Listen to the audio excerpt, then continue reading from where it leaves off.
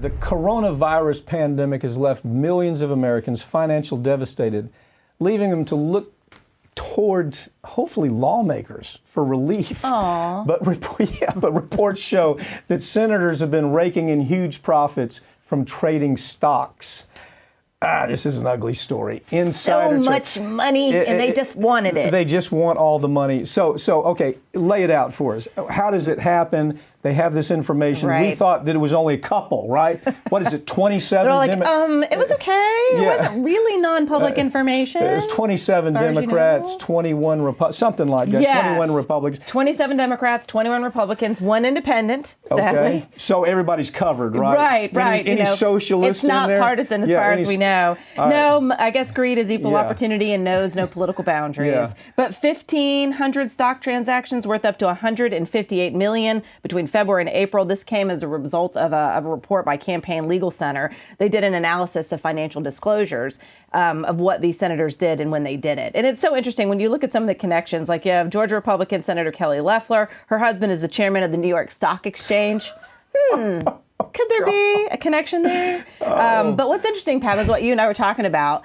It's going to be, most experts are saying it's going to be difficult to convict them and prosecute them. Richard Burr is the big one now. Senate Intelligence Chairman Richard Burr, he's been hit with a lawsuit by Wyndham Resorts for selling 150,000 of his stock because he was getting those intelligence briefings back in February. And he was like, I was watching CNBC and their reports on health and science coming out of Asia, and through my own critical thinking skills, I just started selling all this stuff. No, you know what the problem is? Anytime you hear the Department of Justice saying, oh, this is so difficult. We can't go after this insider. We can't go after this Wall Street thug.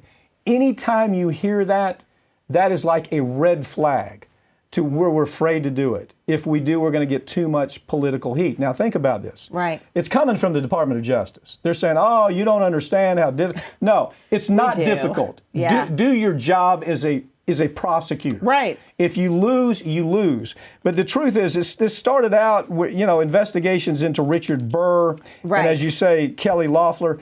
Now it's Feinstein. It's 27 Democrats and 21 Republicans and 1 independent. Right. And here's what's so remarkably ugly about it.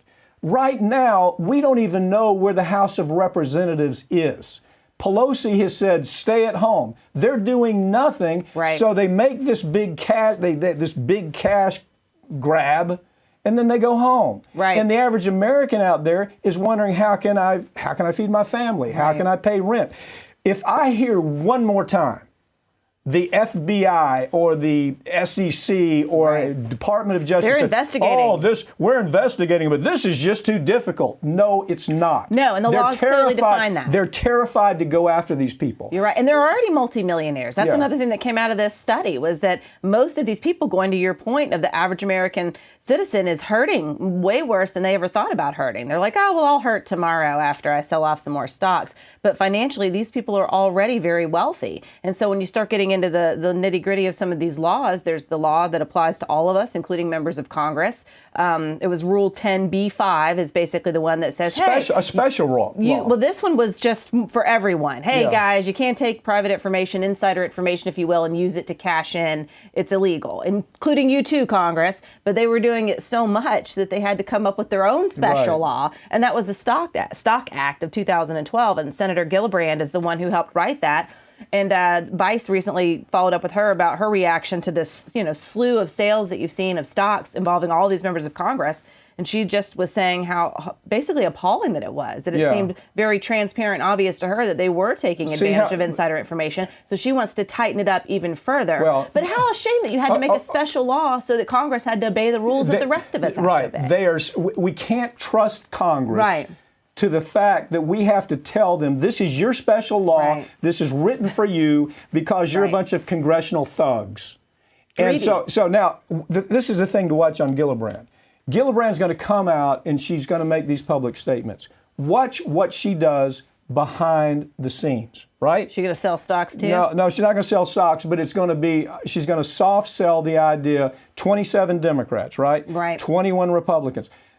There's too much political impact That's right. with those kinds of numbers for the Department of Justice to do anything. Not just Barr. I mean, this is very typical of the Department of Justice. Right. The prosecutors, these lifetime prosecutors, they're fat, dumb, and happy Right. in their position. They don't want to take any risks unless it's low-hanging fruit. You watch this case, Which is usually the average person. it's the average guy out on the Is the road low-hanging who has fruit. no You political see it through power. all parts of the criminal justice system. Watch on this. This is exactly what's going to happen.